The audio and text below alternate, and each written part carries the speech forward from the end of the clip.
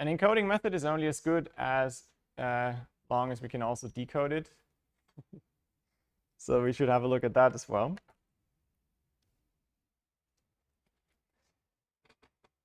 In the next section, we'll see how to decode Lemblisiv Welsh coded text again. And we'll see that there's a slightly tricky situation to overcome. From a high abstract point of view, all the decoder has to do is undo what the encoder has done. So we have to do the same steps to grow the dictionary, because we need to know what the dictionary was at the time of encoding to decode the code words that were given. So we'll have to re-roll through this process. And if you think about what that means, it's what's spelled out here. You decode a substring of the source text y. That's this part here. And in the encoding step, we always encoded a bit and then added a new phrase to the dictionary. So we have to do that as well. Namely, when we decoded y, we have to go back in time and add from the previous phrase x and c to the dictionary. The reason why we can't do this straight away is that the new phrase that the encoder added after encoding x includes this first character c of the next phrase, and we just don't know what that character is until we've decoded the next phrase as well. So we have to delay the adding of this new phrase until we've seen the next phrase. But that's all fine. That's fine so far, right? So we just have to do this after the next phrase is decoded. And the rest works the same. So let's do an example again. Same alphabet, it's pre-filled with all the ASCII symbols. And here's a sequence of the coded text code words. If we start decoding, we find 67 in the dictionary, so that's a C. So we put that to the source text that we've constructed so far. Now remember, the encoder at this point would have added a new phrase to the dictionary, C plus one more character, but we have no idea what that next character is yet, so we can't do it. We'll have to wait. But we decode the next letter, or the next code word, it's an A, so that's going here. And now we know, okay, the encoder added CA as a new code word to the dictionary back in the day. All right. So we keep going like this, decode the next one, that happens to be an N. Now we know the encoder must have added AN at the time to the dictionary, so we also do that. Another one, this decodes to a space, so the previous decoded thing plus the space is what's added to the dictionary. Just a remark here, all the dictionaries, the previous for encoding as well, they wouldn't actually store these strings. They can just store one code word and one additional letter. Because all code words are like this. They're a previous code word and one extra letter added at the end. So you can store them like this. The benefit here is that this is constant length. It's the length of the code words, 12 bits in the example, and one more character, whereas this could grow longer and longer. All right. Let's decode the next thing. 66 decodes to a B, so we know space B went to the dictionary in the encoding, so we do that as well. And then 129 decodes to AN.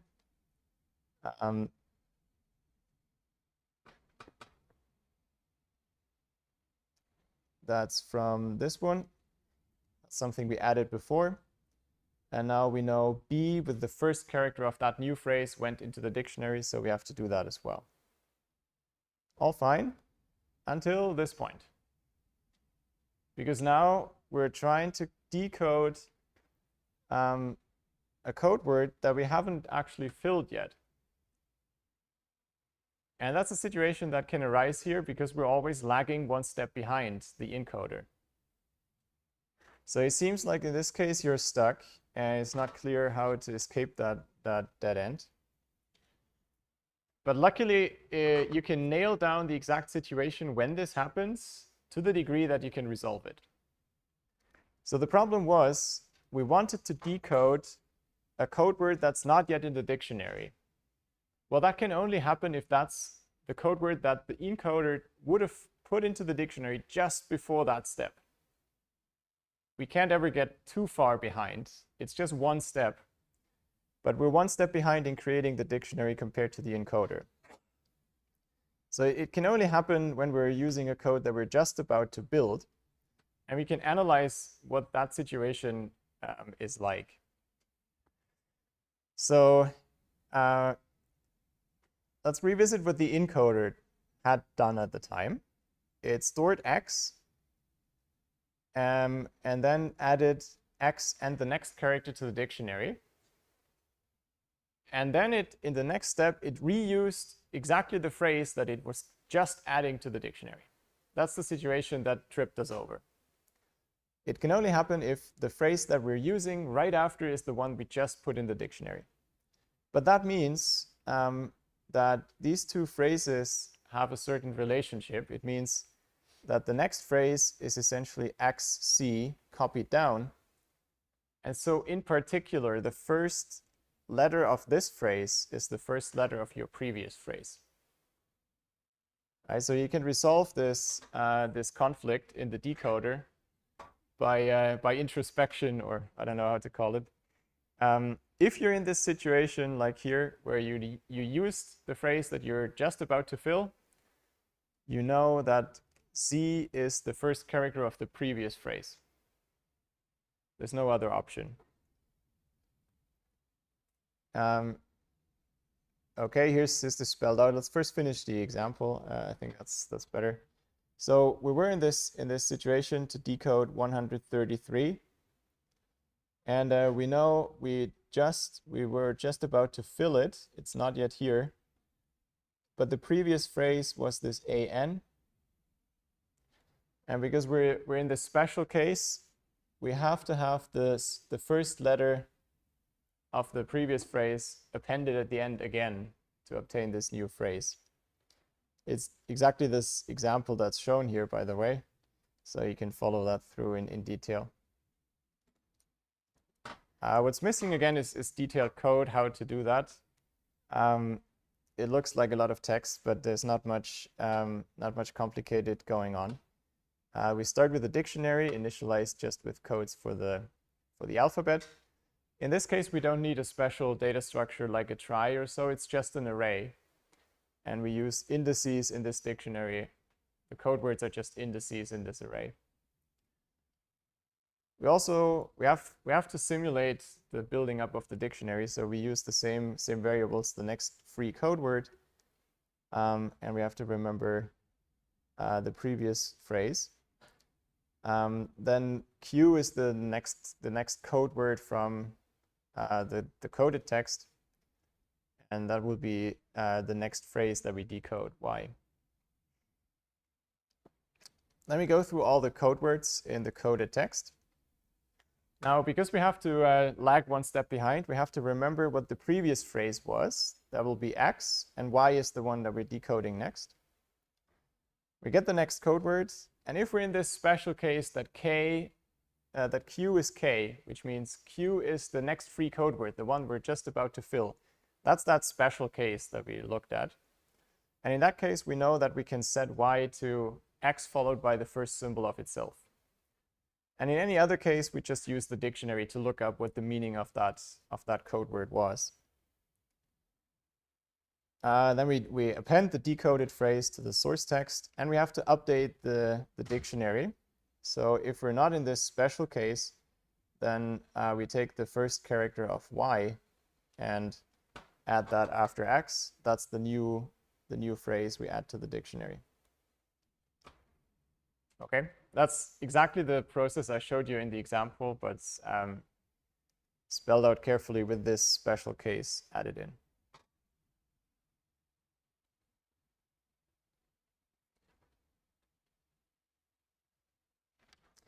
So for a quick test of the high-level understanding, this question is not about the specific special case or anything like that. It's more thinking from first principles what this method can do. And it's often insightful for a new compression method to look at the extreme cases like this, a boring text of just all A's. What would happen?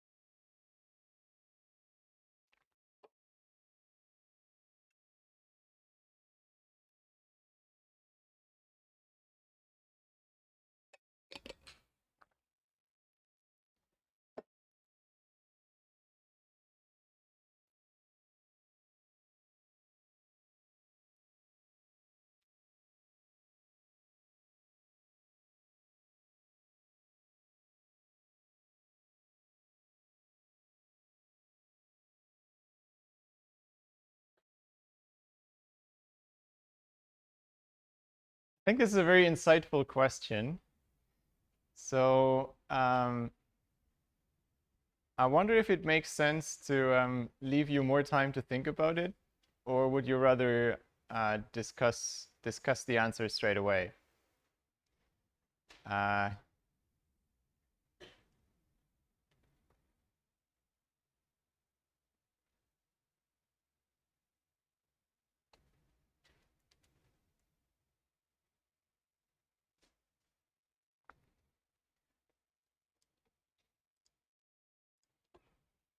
I think we'll do the following. I'll show you the distribution of answers, and maybe leave you a bit more time to think about it, but then we also switch to new topics. I don't know if that makes a ton of sense. I feel this is a really insightful question for you to think about, so I don't want to spoil it straight away. On the other hand, if there's confusion about the method, it might be useful to discuss it. So here's the answers. It's pretty much every option got some votes.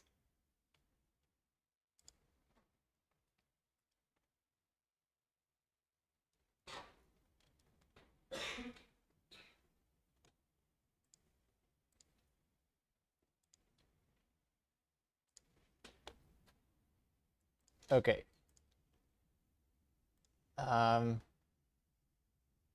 Let me show you why that's the right answer. And you can practice this on other strings. I think that's still insightful to do. So the right answer is this ominous square root n. It sounds like I've just added this as an option because a square root sign always looks cool and it looks confusing. Why is that what comes out? If you have this long string of A's, let's briefly run through what LZW would do. Initially, you have nothing in your dictionary. You have a single letter, so you would encode the A by itself. Then what do you add to the dictionary? Well, the previous phrase plus the next character. So you add AA to the dictionary. Then the next thing you find, oh, that's AA. It's always this weird special case, but fine. That's what it is. So you store the two A's as one code word. And what do you add to the dictionary? What you had plus the next thing, 3 A's. After that, oh, I found 3 A's. Okay, so the phrases each time get one letter bigger. And okay, let's make it work out nicely and evenly. They get bigger each time. Okay, how does that bring us to this answer? Well, if we have K phrases, they in total cover how many A's? Well, you start with I from 1 up to K. Let me move it down. It's a bit too small.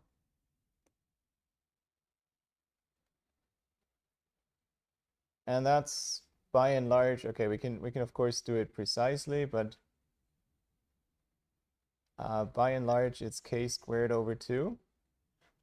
So to cover n a's, I can say I'm using that as an equation. K squared over 2 should be n. I need as many phrases to cover n letters. So if you solve this, then you get that k is of the order square root n. So you need square root n phrases to cover n a's. And that's what Lempel-Sif would do in this case.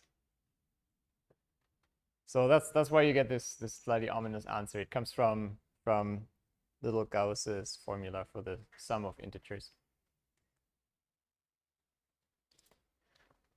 That's just as a cute side note, and maybe it just helps practicing what happens, or see clearer what happens if you rise from the weeds of the details of the code. The way we presented this here, LZW uses some fixed code word size where you can maybe tweak how big the dictionary is. And as a side note, most zip implementations actually allow you to do that. You can say how big you want the dictionary to grow. It's often hidden, but they have parameters where you can set this. We need another encoding from those code words to binary. I've always just left it with decimal numbers and say, oh, there's a sequence of these numbers. So what you do in practice is have another coding after that, and you could use a half-man code for the code words. That's one option. What we've totally glossed over is that I keep adding things to the dictionary as I encode more text. So eventually it'll be full because it's a finite size. It has 2 to the d entries. And we have different options what we can do, and they all can make sense. One option would be to just double the size of the dictionary whenever we run out of space, and then make the code words longer. The other option would be, okay, whenever the dictionary is full, we empty it and start from scratch. And when we decide to do that anyways, we might even have a special code word reserved for this operation. If the encoder feels like, okay, feels is very vague, and often that's a heuristic. If there's some heuristic that tells the encoder, I think the text is changing, and I might profit in my encoding from flushing the dictionary here, then you emit this special code word that tells the decoder, at this point, start with an empty dictionary again. So these are all the options, and often this one is chosen in these two in combination. But these are tuning parameters one can play with. Encoding and decoding both are essentially linear time using the right data structures. Tries where we haven't discussed the details, at least if the alphabet is constant. So overall, the method is still very fast and relatively simple. Another nice benefit is it can work in the streaming model where you get the text piece by piece and you have to output the coded version.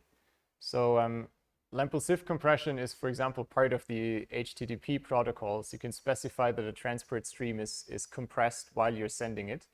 So even though your web pages look like they have all this repetitive HTML and XML tags, what goes over the wire might actually be compressed to much smaller space. And they yield significant compression for many types of data. That's why they're used so much. I bet you have made the experience. If you zip some files, they usually become, I don't know, maybe a third of the size or so. Depends on the data, of course. The slight downside with the bounded dictionary is that it only captures somewhat local repetitions. So this is a bit of a special case point. But if you have data sets with very long things, but they are repetitive, an example would be a collection of human genomes. Each of them is very big. They're also very similar to each other, but you need a very big dictionary to capture those repetitions because they're long-range repetitions. So the simple versions of zip just don't do that, and you would need a lot of main memory to capture those. But that might just be not possible to improve. Let's use this point for a quick summary of what we've seen so far. We've seen 3 methods: Huffman, run length encoding, and Lempel-Ziff-Welch. And they exhibit slightly different trade-offs, and they follow different strategies. That's summarized here. I don't want to go through all in full detail. They have different regimes for the code words, which part is fixed and which is variable, either this part of the phrases in the source text or the produced code words. Huffman needs these 2 passes, the others don't. And some exemplary data on English text. Run length encoding basically doesn't work or doesn't compress at all, whereas Huffman codes at least works to a good degree, and Lempel-Ziff-Welch a bit more. But also the difference between the two isn't very striking at this level.